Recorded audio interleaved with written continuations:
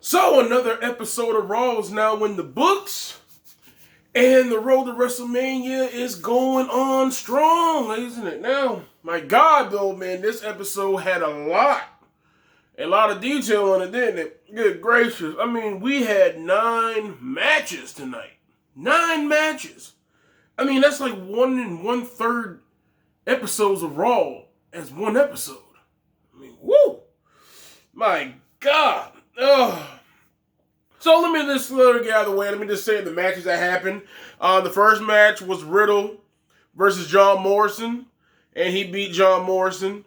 The New Day versed against Retribution's Mace and T-Bar.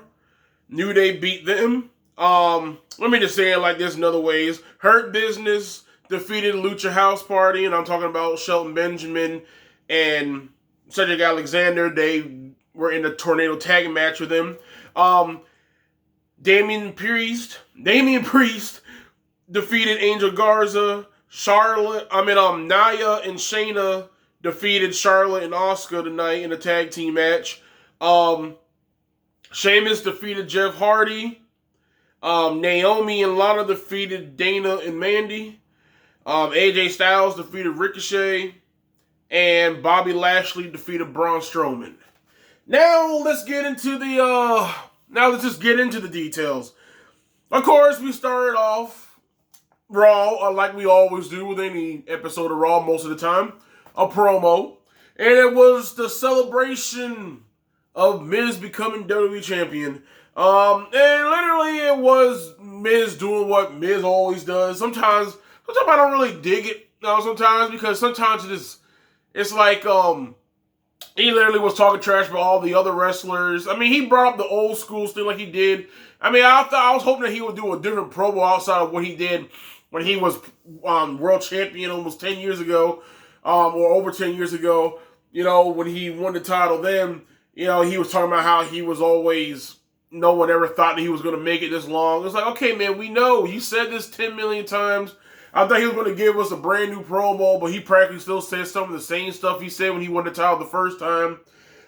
This time he was dogging Batista and John Cena and them, saying that they're not in the business as long as he has been. And literally it's like, bro, it's not because they didn't leave because they couldn't continue on the business. They left because they chose to go in the other areas of entertainment and try out new things, since they've already done did everything they possibly could in the business while they were there. But anyway, Miz was on the even dog Bobby Lashley, and Bobby Lashley couldn't.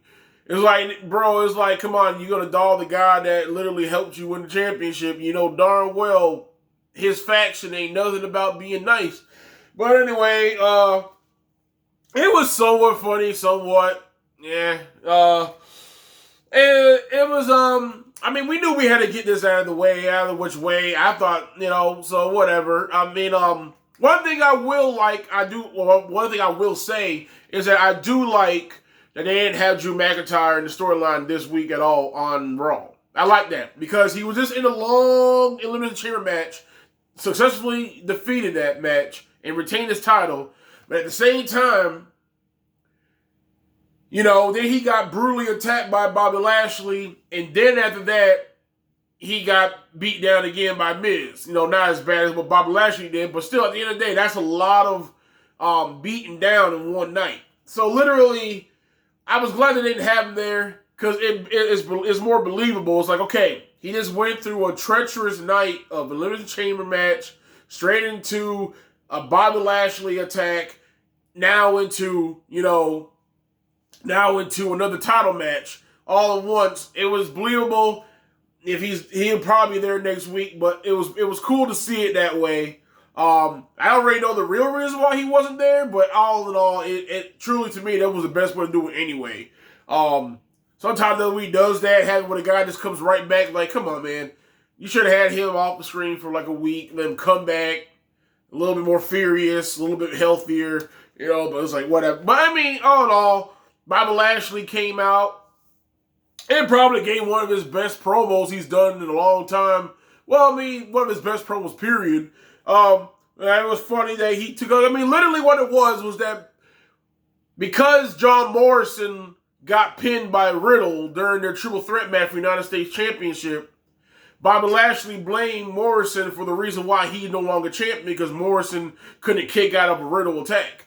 So, Miz decided to make it even by making a deal with Lashley. That's why they were talking. That's why he was talking to MVP in the back. That he made a deal that if Lashley would help Miz beat up whoever wins the Elimination Chamber match, it helps him win that championship after he cashes it in, he will give Bobby Lashley the first title defense match afterwards. But of course, Miz, he tries everything in his power. He goes, we didn't have that in writing. So literally, I don't really, he's like, we could do this some other time. He goes, but there's nothing in writing that says that I have to really give you a match. Literally, Bobby Lashley threatened him, told him that he had 1 hour to choose. He said, or he will be starring in a brand new reality show called, let me say in his words, How Lashley Sent Me to the Emergency Room. Sounds like a pretty good reality show. I mean, it'd be a quick one too. But he also said that it would be, let me see, let me just get the words right. I mean, they were talking a lot, so he said that the consequences, if he makes the wrong decision, the consequences will be painful, merciless, and awesome. So literally, it was a good way to start the show. They even did the countdown to when Miz will have to make his decision and all that.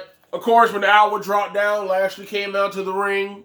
And then after Lashley and MVP came down to the ring, I'm sorry I didn't say his name first. I'm about to say. But anyway, when they came down to the ring, then they met up with Adam Pearce, who was already in the ring, who actually introduced them back to the ring.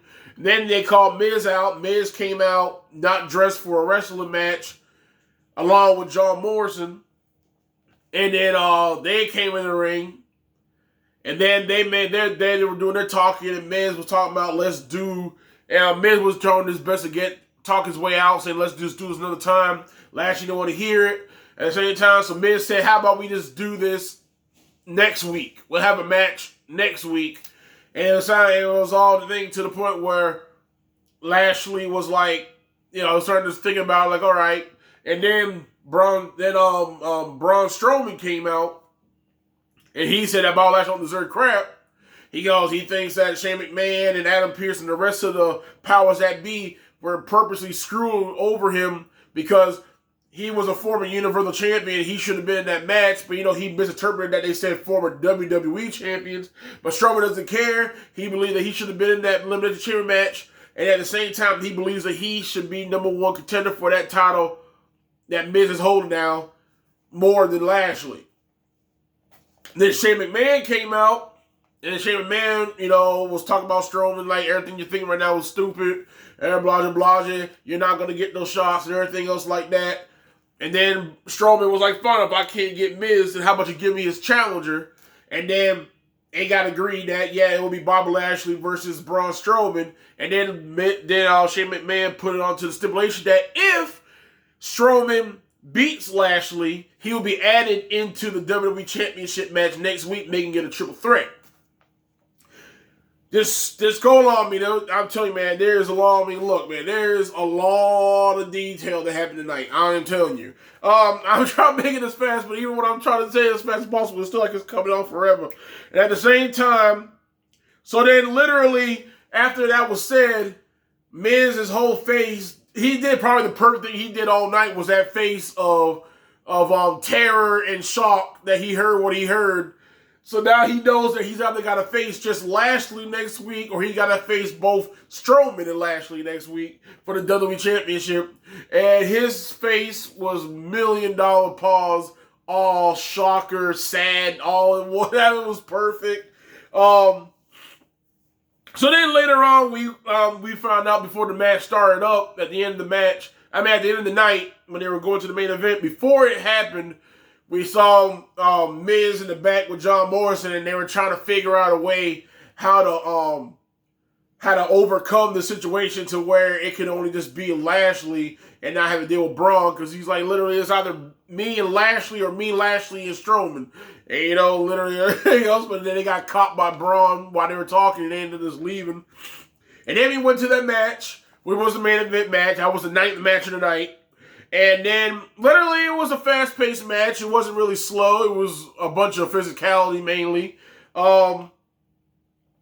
And all in all, it just led up to where Lashley got the better of Braun, beat him fair and square in the ring.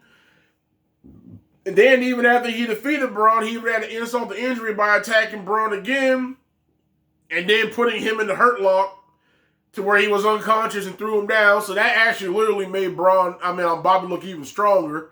So literally, yes, it will be Miz versus Bobby Lashley for the WWE Championship next Monday. I'm not mad about that, because at least we get it advertised a week in advance. How you should do matches. I don't really mind seeing a spontaneous title match, but I just don't like seeing it all the time. Give me a week to absorb it.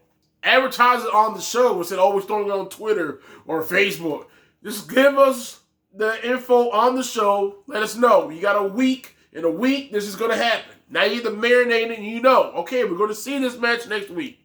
I'm pretty sure Drew McIntyre will probably interfere some way or form, but anyway, I just know that I'm going to be able to see the match. I'm looking forward to it now. And then later, it's intriguing. You made Bobby Lashley look strong.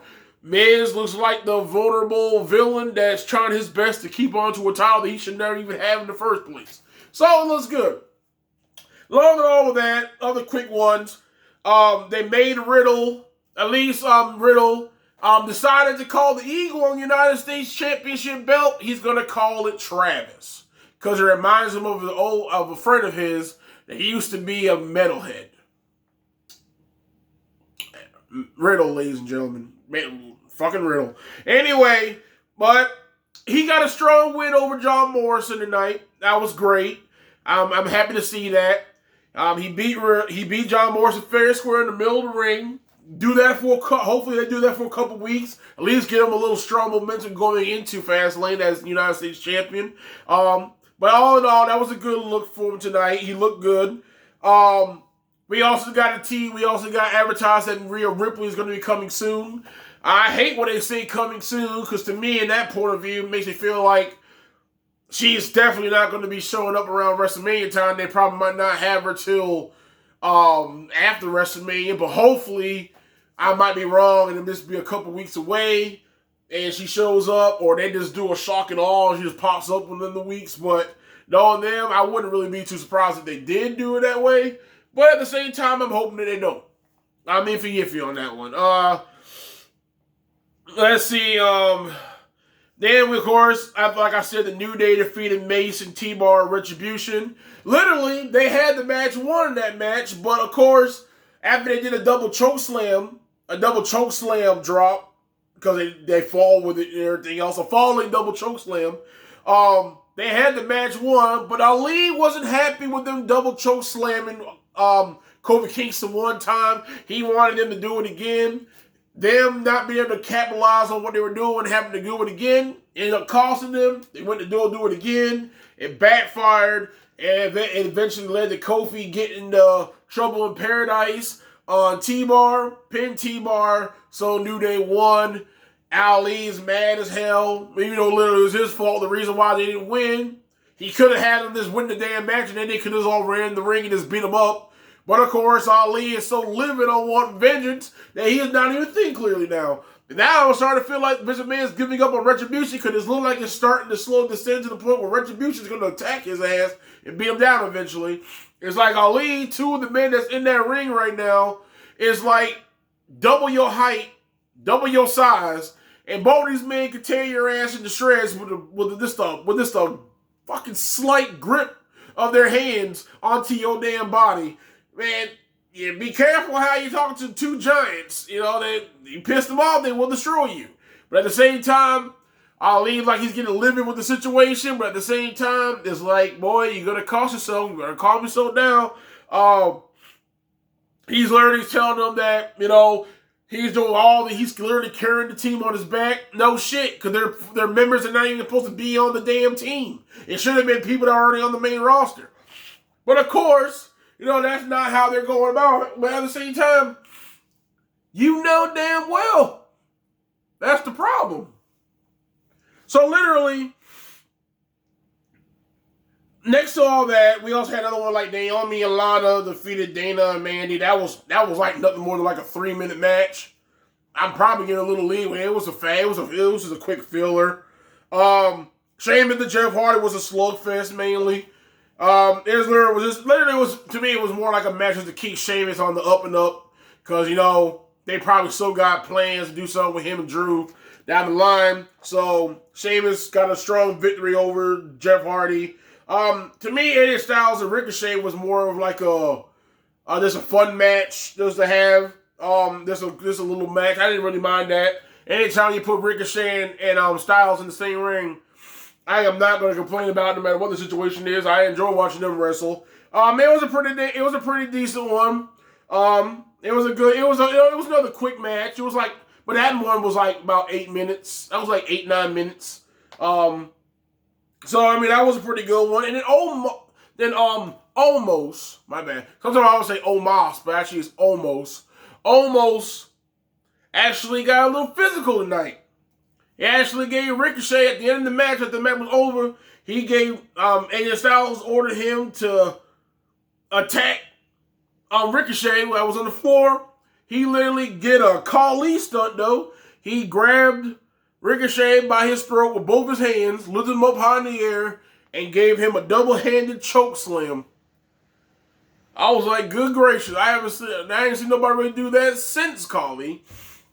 Well, at least he did it better, though. I mean, he's more fluent with his, so the body actually fell down better than what Khali did. So literally, it was cool to see Omos actually doing something. Who knows? Maybe we might see something with Omos going on in WrestleMania this year. Who knows? I don't know. Along with that, of course, the Charlotte Asuka situation. Nia Jax and Shayna Baszler got the better of them, mainly due because of a miscalculation while they were doing double teams. Charlotte went for the big kick while Asuka was holding Shayna. Shayna got the better of it. She dodged it and caused it to where Charlotte ended up hitting Asuka in the face. It was a bad misconception. And literally all in all, it caused it to the point where Asuka got defeated by Nia Jax with a leg drop. 1-2-3 pin. That was cool. And show the storyline, because I guess they're finally going to conclude it. Hopefully they conclude the storyline with her and Ric Flair, where she's literally, in a non-disrespectful way, she's telling her father, like, look, most of the time, but right now, you're literally trying to use my success as a way to bump yourself back into the spotlight. And that's what literally he's trying to do. He's a damn retiree who, instead of just managing somebody and just doing it in another way outside of it, he literally trying to use his daughter's spotlight that she's getting on her own to boost himself back up into stardom just so that he can still be acknowledged. It's like, bro, we love you as we love you. You're one of the greatest of all time. But bro, right now, for storyline wise, you don't fit. Go home. So, hopefully that's done. And she did it in a respectable way. She didn't disrespect the father. And then along with all that, she finally we get to see the Hurt Business working on perfect par with each other. I guess like they said on the commentator table that Bobby Lashley has given strict order they better get their asses back in check. They have. We actually got to see Shelton and Cedric actually on the same page. They weren't bickering at each other. They were working like a duo. And you see what happens when they work as a duo. They're more effective. It was awesome. I love to see it. They had a good match with Lucha House Party. They had a strong finish. I like it. Keep it up that flow. That's what I want to see. There's no reason for them to be bickering right now. They're on top of the freaking world. And then, of course, we had the Bad Bunny, the Damian Priest, where they were showing Bad Bunny was performing on SNL 2 songs while he was also showboating the 24/7 championship belt. They had a little segment when they came back into the Thunderdome that R-Truth was waiting behind Bad Bunny and Priest that were doing an interview, trying to sneak a pinfall to get the victory on Bad Bunny to get the belt back. It did not work. He had his little funny skit, still thinking that Bad Bunny is Bugs Bunny. He's still talking about Michael Jordan. He literally is saying that he's actually happy. He's trying to lie his way out by hiding the referee and telling him to go in the back, like nobody didn't see the referee there. And then literally all in all, he was trying to do other things like what was it? Like he said that he was happy that Bad Bunny was promoting the belt. That Bad Bunny was promoting the belt on SNL. He was happy to see all that stuff going on and everything else. But literally, at the end of the day, Damian Priest told him to go somewhere because he told him to go somewhere else, and he was like, you got me this time, Damian Priest. But next time, everything else, like he was some damn supervillain or something. So he fled off. And then Damian Priest had that fight with Indy Garza. Indy Garza was trying to tantalize Bad Bunny the entire match. He got too cocky with it, ended up costing the match. Damian Priest got the better of him. Then a couple of opponents, I think it was Drew Gulak, Akira Tozawa, and it was another superstar. I can't remember what the other one was, but all three of them came running down trying to get the 24/7 championship belt from Bad Bunny, but two of them ended up running into Damian Priest. He took them out quick, and then Drew Gulak tried to spear Bad Bunny, trying to attack him, but it ended up getting reversed by Bad Bunny and threw him over the top rope. It was a failed success. They ended up cheering in the ring. It's like right now, it's a good story because it's like now, Bad Bunny ain't running. These guys got to consistently try to find a way to get through Damian Priest to get the Bad Bunny. It's actually funny to see it like that. What else we got here? So yeah, I mean, that was all the matches. At the same time, what was it? At the end of the match, one thing I didn't say about the end of the match of the title, the main event match tonight, was that after the match was over, Miz tried to get one up on Bobby Lashley by hitting him with the belt. It failed. Lashley got him instead with a spear. Well, actually, first he speared the holy bejesus out of him, and then after he speared, he spine busted the holy bejesus out of him, and then he speared him and let him know that he's coming for that title next week. So that was a good, strong thing. Just making sure I didn't miss anything. Yeah, so practically, I mean, all in all, there's some, it was interesting. Yeah, it was a much better Raw than what we usually see. There's still a lot of holes to fill in, but at the same time, this is a decent little storyline to build up for the title. It's a little interesting for a couple weeks. I like it. It's good that they let Riddle get a strong momentum tonight. We're seeing cracks in the Retribution. We don't know how that's going to go. I guess you're deciding to go off the Hurt Business and now put on the Retribution. As always, Damian Priest and Bad Bunny are continuing their momentum leading into WrestleMania for whatever the hell they got planned for them. We got to see some action from Omos. I think it's Omos. I'm sorry. One second. I got to click off this thing real quick. There you go. And then anything, Sheamus still looking strong for the storyline. That doesn't mean. Oh, yes. There was one more. The Randy Orton thing. Now we found out that ritual that we saw with Alexa Bliss last week, and wasn't really doing nothing. We're trying to bring Bray Wyatt back. I guess she literally used it to get some kind of power over Randy Orton, because while Randy Orton was talking about how he's going to get, whenever he has a distraction, he gets rid of it so he can get back to what he does best and we get the accomplishments. He told everybody that he now has to get rid of Alexa Bliss. But while he was talking, he was called. I was like, oh my God, he did a botch in the middle of the stream. Then you kind of found out that actually, nope. Actually, it was leading up to the finale of his promo. Because at the end of his promo, he was having a hard time breathing. And he ended up throwing up some black substance. So whatever Alexa Bliss is doing, or whatever Alexa and Bray are doing, I don't know exactly yet. I like the cliffhanger because I don't know exactly what the hell is really going on. That's what intrigues me. But all we know is that right now they're starting to torment Randy Orton now. And it's intriguing. So we're going to see where that goes to. And I mean, outside of all that, you know what, man? I can't really complain to this week really too much. I mean, I'm not going to say it's going to be better than NXT or it's going to be better than AEW Dynamite or it's going to be better than SmackDown. But one thing I can say, it was not a slugfest this time. There was a couple boring parts like the Naomi Lana match against Dana and Mandy. That was just a quick match, you know. But, I mean, most of the matches had a storyline, though. And, you know, the Jeff Hardy, Sheamus, and the AJ Styles Ricochet, I don't really mind sometimes just having a spontaneous match. Sometimes it's all right. It's not really too bad. I mean, at the end of the day, Jeff Hardy and Sheamus were both part of the Elimination Chamber match anyway, so it's not like they were really too off-linked of their storylines. So, you know what? AJ Styles Ricochet was like the bonus match of the night. It was pretty good. It was exciting. It wasn't like it was boring. So, I mean, all in all, I can't really complain. I'm sorry. I mean, I'm pretty sure somebody's going to find something to talk about.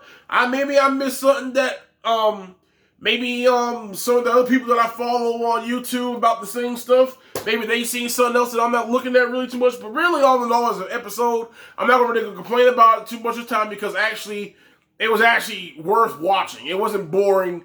Thank God for that. And most of the storylines tonight actually made sense. They actually cared about putting detail into them in some way or form. And you had about 3 matches that didn't, but I'm all cool with that. I'm cool with that. So I'm going to leave it off on that note. And so I just want to see your guys' comments on what you guys thought of Raw tonight. What did you like? What was your highs? What was your lows? You know? Are you intrigued more about the Randy Orton situation now that he's getting voodoo put stuff on him and stuff like that? All in all, are you excited for the Miz and Bobby Lashley match? I mean, me not so much, but I'm just intrigued to see where it's going to go.